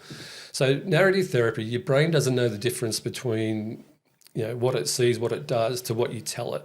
So basically, I just read one of those stories every day. So every day I read the story about the teachers that were coming, told my brain, when I'm in year 5, I didn't have this teacher, this is the teacher, and just read it over and over and over. And I've still got it. I've had to rewrite it a couple of times. So when I feel anxious or I feel like my mental health's probably not where it is because, whatever reason, I get that story back out and reread it, and that's one of the things I do in the affirmations. When I do affirmations, I just say, I wasn't in his class in year 5, and I do that every day. So and it was just, Anne was like, you need to get help. I looked at it, local people, narrative therapy. What's that? Googled it. And went, oh, okay. And then she was the one who said, I started to enjoy your stories, the way you write. You should look at writing. And I thought, okay, because I was really enjoying writing. And then I said to Amber, we're down the beach one day, and I just said, we're talking about my therapist, and I said, I'm going to write a book about what happened to me, but I'm going to make it a romantic comedy, and I'm going to write it for you. I'm going to make it a love story. I don't want a bio, I don't want it to be about me. I want it to be about you and us, and that's the story. And, that's where Tarzan Loves Jane came from. So, very grateful to find narrative therapy, and I rate it. And I think what I found was, and what the therapist told me as well, it's really good for childhood trauma. It works really well for childhood trauma, but the other thing I'll say about that is I've tried a lot of other things that didn't work for me, and you would have read it in the book. My relationship with past psychiatrists hasn't been great, but you've got to find, and I say it in the book, is finding the right therapist, and therapy is like finding the right life partner. Sometimes it's not the first one that you meet, and you should be honest enough, because this is your mental health, right, to say, look, I don't get the vibe, we're not vibing. If we're all good, I'm going to find someone else. And most of them will 100% say that's the best thing, because you've got to be able to build a relationship with them, I should say. Now, you said something off camera before we started today that was for relationships to work, you've got to deal with your trauma. Can you expand on that, because I think that where a lot of men reach breaking point in their life is when relationships fail. So, Yeah. And the big thing about that is you become self-absorbed, right? When you've got a problem, and I'll talk about, my stuff. So, my mum asked me about that stuff when she was dying. Then the George Pell stuff came out, and then there was the Royal Commission. So everywhere I went, I had this stuff, I was having nightmares, 3 to 4 times a week, drinking heavily. So it was just, and I had children at that time, and I was in a relationship, I was married. But how can I be a good dad, a good partner, when all that's going through my head is either this shit is in my head, so I'm going to drink so I'm not having nightmares, because alcohol's great for that, right? So I'm not present. So you've got to be present. So you've got to deal with, anyone who's listening, if you're dealing with something, like, you've really got to make the effort to deal with that. And as soon as you do deal with that, your life becomes better. And I'll talk about the first time I spoke about it out loud to the doctor. I got in my car and started crying because I had all this anxiety come over me, because now my secret, someone else knew it. And, second time I cried, third time I cried. Now, like, we're having conversations about it, and I'm totally fine. 6 months, a year. You just got to take the step, and you've got to be a better person for your partner and your children. So you can't carry baggage, I'd say, to be a good partner, a good man, and that goes into all aspects of your life. I'm definitely a lot calmer than what I used to be, so I enjoy that part for sure. They say time heals all wounds. If you just left it up to time and didn't put in the work that you did, what kind of man would you be today? I'd be the man I was almost 7 years ago. Probably not even that long, probably 4 years ago. I'd still be that person, I'd still be in denial. I'd still, I'd be a shit partner, I was a good dad. I wasn't a great dad. I was there for my kids, and I adore my kids. But, I had pain, like I was in pain that I had to deal with, so I needed to deal with that. And I had my son asked me about it. As I said, my son's living with me at the moment. He asked me something about it, and I just said to him, the easiest way to explain it to you, mate, is like this: how much do you think I love you? He goes, oh, Dad, like, you've always told me how much you love me. And I said, well, how do you know? He goes, you always tell me the way you show it. I go, okay.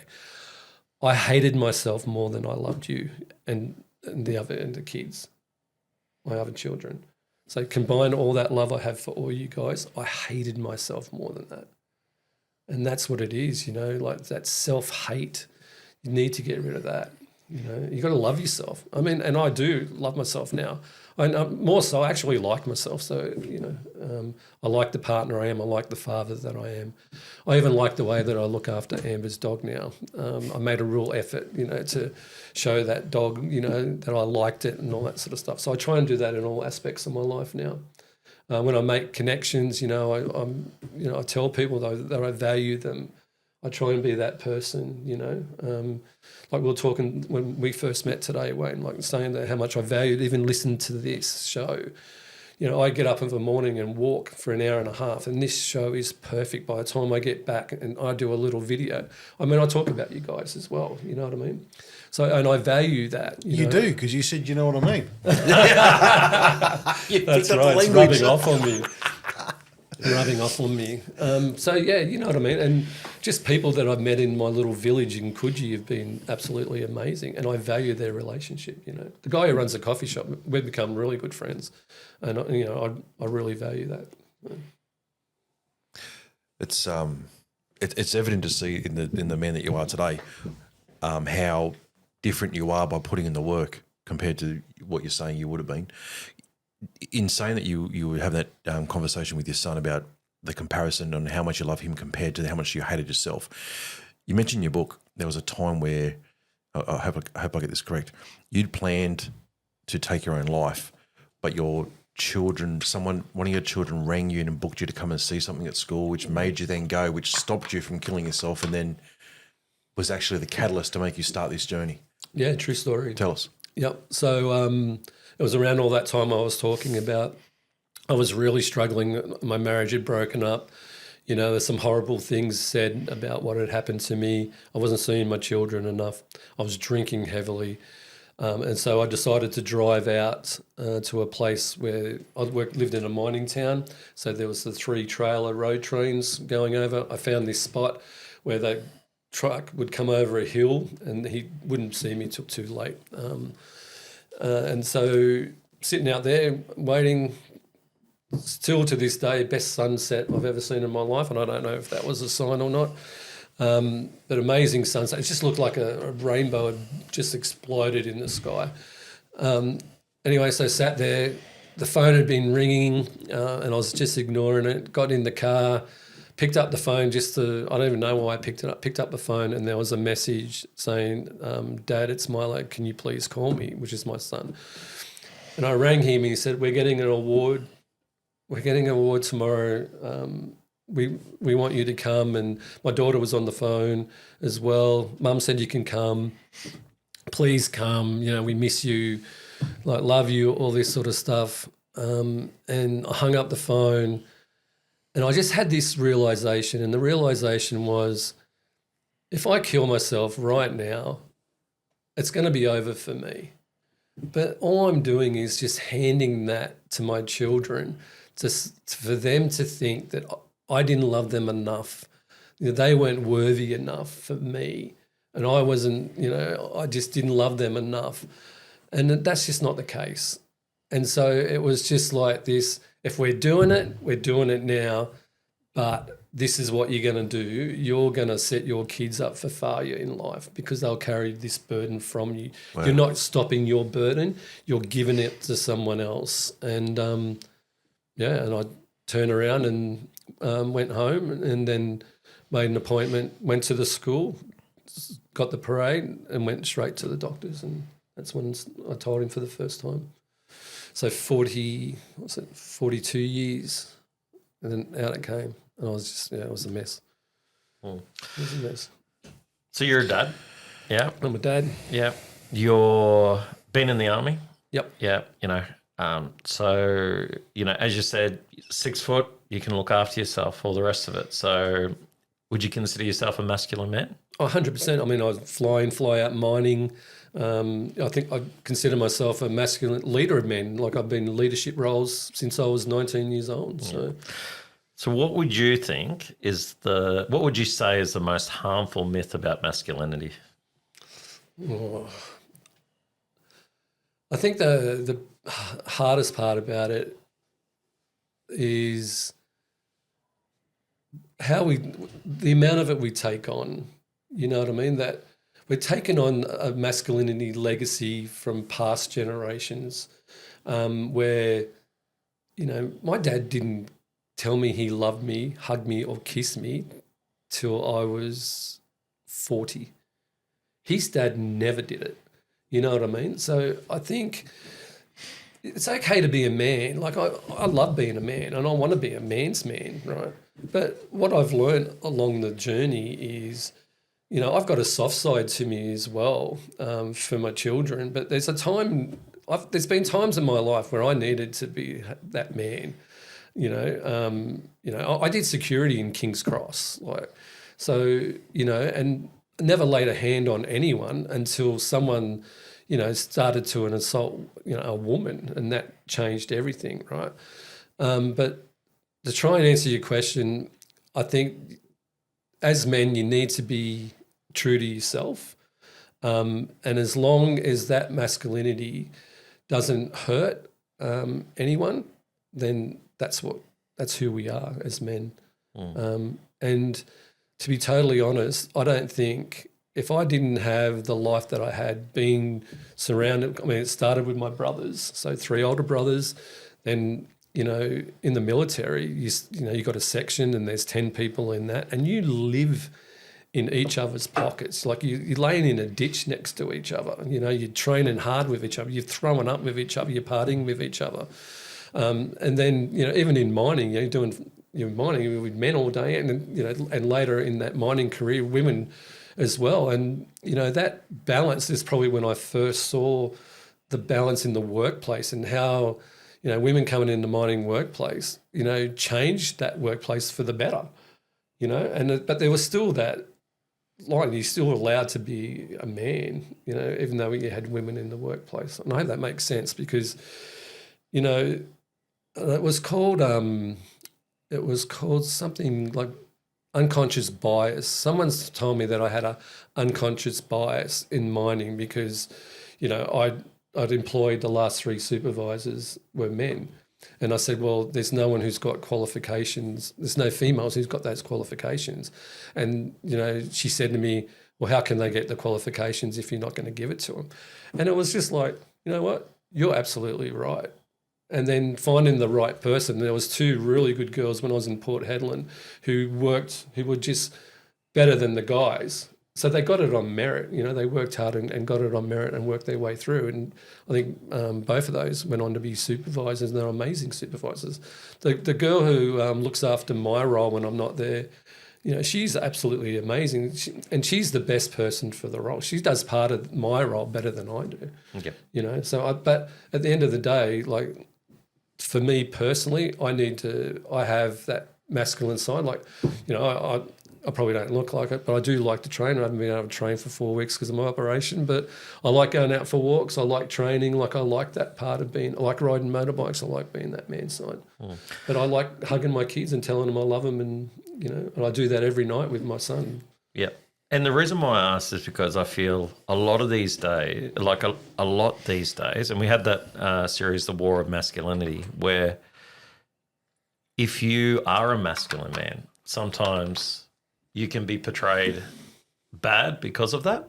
So I guess the point of my question is that there's a lot of myths that are out there that masculinity is bad, but sort of, I guess going through everything that we've had, what is sort of the positive sides of the man you are that you think has made a difference in the world? I think role modelling, I was raised pretty well, you know what I mean? Like my dad was a good role model, work hard, and my dad run pubs and was, managers of clubs and all that sort of stuff. So he was a man's man, and so are my brothers. They're all men's men. My brother was a fiery, so in groups of men. So it's important as a society that, we have, men being who they are, because if you're not your true self, if you can't be your true self, then there's going to be issues. Like, if men can't be men and, society wants us to be something else, well, there's going to be problems, because It goes back to that point where I'm saying if I didn't deal with my stuff, because I didn't deal with my stuff, I had problems and I was a problem for society, right? It's only that I dealt with it now that I can be honest and, I'm living a better life. And if someone forced me to be something other than I am, it's just not going to work. I mean, I can't imagine men, telling women to stop being so feminine. You know what I mean? I love that about Amber. And I think, your partner is probably the best. If I'm too, I'll just tell a quick story. So we were crossing the road, this bus came around the corner. The bus driver stopped right in front of us because he thought he was going to hit us. I was in the centre of the road. He thought he was going to hit us with his side mirror. He stopped and he glared at Amber, like he glared at her and then glared at me. And I said to him, "You're a bus driver, mate. You're not the walking police. Move on right now." And then he sort of like panicked a bit because I was obviously must have been angry, or I showed her, and he drove the bus. And Amber turned and looked at me and went, "John." And I went, "What?" And she goes, "Oh, don't you think?" I said, "Amber, he just glared at you. Like if he would have just said something to me, no problems." I said, "I'm not having someone glare at you like you're nothing." And she went, "Oh, okay, I didn't see that, sorry." Like, you know what I mean? And I think that's the difference, right? So if I cross a line, I know Amber will pull me out. And yeah, I think as long as you've got that, I think everyone should be fine. Yep. Calm down, ladies. Mate, in your therapy sessions that you were going through, which brought about so much of the man you are today in the healing journey. In all the stories that you wrote that had different outcomes and different endings, what one do you look at and go, I actually really wish that was the one that did happen? Oh, probably the thousands where I killed him. You honestly wish you killed him? Oh, 100%. I mean, I went back to physically kill him. I struggled with that for a little while. And it's funny, it's probably not funny, but when it first happened to me, I daydreamed about that a lot, killing him. I was 11, right? So I was a little kid.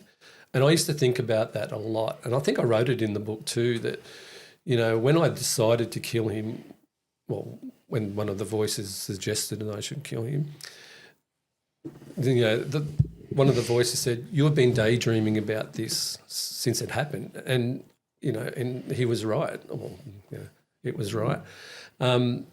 So that's why I wanted to go back and do that. But I really wish that even though I've forgiven him and I've moved on from it for a long time there, I really wish that I would have killed him. So Why didn't you want to kill everyone who was a part of that? good question. When I found out that the brother lied to me, that's probably the only other time that I thought about killing someone. I thought that I should track him down and probably do it then. But at that stage, I had kids, you know what I mean? Like, it's one thing doing it as an 18-year-old. And I really thought that I'd get off, because I'd say, well, this is what happened, and I thought I'd get out. I'd tell them about the voices and get an insanity plea, get off. But when you have kids, right, your life sort of changes a little bit around. I had to be there for the kids, I had to make sure that, I kept a good job and made sure my kids were looked after. So, but yeah, you're right. There was the priests, there was other brothers in that school. It's the army saved my life because I had a lot of aggression. I had a lot of anger, as I'm sure everyone can imagine.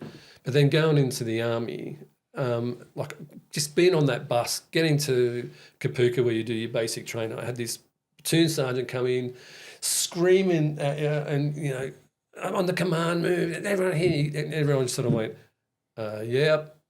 It's like, "No, you'll scream," and you had to scream, and I remember screaming, "Yes, sergeant," and then this thing going, "Wow." Feel better. That felt so good. And then, you're doing bayonet fighting and you had all this aggression. It was amazing. And even now, if I'm feeling anxious about some stuff and, I had some anxiety when Milo moved in just around his mother, I just go to the cliffs at Coogee and I scream. And I've had him do it. And I did a video with him about it. And I said to him, just when you scream, I just want you to pause. And he just, he screamed as loud as he could. And I said, "How do you feel?" Like 4 seconds later, "How do you feel now?" Because I just had this wave of calm.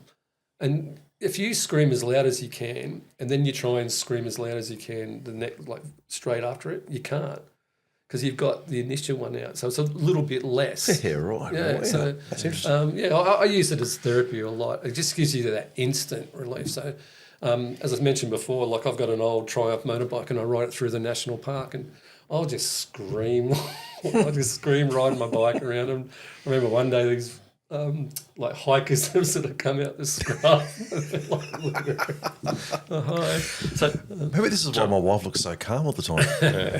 so John, your new book, Battle Armor, right? So you mentioned before you wrote that because it's 25 tools, that helped you through everything. Yep. And obviously screaming is probably one of them, I would say. One of them. What would be one of the tools, though, that help you even to this day now? Yeah. Okay. So the big one, I use the big 5 for me. I call it. So every morning I get up early, so I'm up before sunrise. I do that walk. I watch the sun come up. It just does something for me. So I do that. And then on the way back, if I need to, I scream. But then I have a swim, so I get in the ocean. While I'm in the ocean, I do my affirmations. And then when I finish that, I usually go to the coffee shop that we go to, and there's the same group of people there pretty much every morning that I go. And I have this little, community, and we talk and we catch up, and one of the couple's got a young baby, and we sort of catch up, and then I sort of go home and get ready to go to work. So from that, say 4:30 to 7, like all my boxes are ticked. I've been in the ocean, which is amazing. I've walked, I've done my affirmation. I just feel so calm. Where before even when my sister was here, she'd like, let's get up early and go for a walk. Get up. She was talking to Amber on moles in front, rush back, dive in the ocean, get out, get a takeaway coffee, race home, have a shower, jump in my car, make all the phone calls on the way to work. And my sister was like, what are you doing? Like, look where you live, calm down, get this sort of stuff done. And then, I changed it and started doing all the stuff that's in the book. I cut down on alcohol, like I don't drink red wine anymore. I do love a beer on the weekend after having a swim in the ocean, but I mainly drink tequila. Just little things to get me through, but they're the things I do every morning. And if I do that every morning, and I obviously write, I talk about journaling and writing in there as well. So I write every day. Even if it's just had a shit day, I just wrote had a shit day. But and all the proceeds to Battle Armour as well go to Samson. That's how much impact Samson's had on my life. They really helped me. They weren't, when I first went to them, I just told them I wasn't ready yet. But when I went back, they've been amazing. And Craig, the CEO, is a great guy. They do some amazing work, and they need more funding because they get government funding, and there's such a wait list for the 8-week course that I just completed. So they definitely need more funding. They're the only non-for-profit that help men who have dealt with childhood sexual abuse, and they're under the pump because there's so many. It's great that they exist, but it's sad that they have to exist. Yeah, groups like that. Because, the Royal Commission, if told us anything, they were not prepared for the amount of men that were going there, and the age group. And unfortunately, the age group, was my age group, and probably at that time, that late 60s, people had been in Catholic boarding schools and churches and all that sort of stuff. Horrific. Mm. Wow. Well, mate, after reading your books, after jumping on this podcast, after the Telegraph, regardless of how someone's come across your name, John Comerford, when people see that, they're going to have to some degree that attachment to, oh yeah, that guy, that was the guy that had the sexual trauma in school, blah, blah, blah. If we remove that ending, how would you want people to know and have an attachment to, oh yeah, John Comerford, he's that guy? What's a different ending you'd rather have? I think with this other stuff that I'm doing now, that's John Comerford. He's doing a lot of work with men's mental health, regardless of how they're there. I think, and it's funny that you say that, because I don't really see myself as the John Comerford, the survivor of childhood sexual assault anymore. I see myself as John Comerford. He's trying to help men who are dealing with their mental health problems. Or I'd like to see, that's John Comerford, he's a good family man now. I heard your guys' last episode, you talk about that people see you like that as a good family man. And that's something that I'd like to see. Now, I'm trying to do something for my community, and I hope people see that now. Yeah. Well, I see it all the time. I see all your stuff every single day, all your posts and Facebooks and stuff. So you are doing some great things, and I can see it's I won't call it a passion project. I'll call it it feels like it's a life. What's the word? A life drive or a life purpose for yourself has definitely been reflective, mate. Yeah, thank you. So, look, I want to close, but before I do, two things I want to do, mate. I want to promote your book as best I can. Your books, I should say. Tarzan Loves Jane. This is the one. Yes, it's fluoro pink, but we'll forgive you for that, mate. It's salmon colour. No, it's fluoro pink. No, here it is. It's this is a story that we have been talking predominantly about. It's just made it as a finalist for the Book of the Year, and it's well deserved, mate. Because, like I said, it contains so much stuff, but it's been so well written, and it's phenomenal. And what I love about it is that you've opened my eyes to this narrative therapy that is phenomenal. And when you read the book and you get to the end and that penny drop moment of like, shit, I saw what you did there. That for me made this just incredible. Well done to that. So guys, you can jump on all of John's socials. Where else can they get this, mate? Is it going to the bookstores? Where can they get a hold of it? Amazon at the moment. So it'll be on Amazon, and then we'll see what happens next week at the awards. And yeah, hopefully someone picks it up after that. Nice. What the dream is.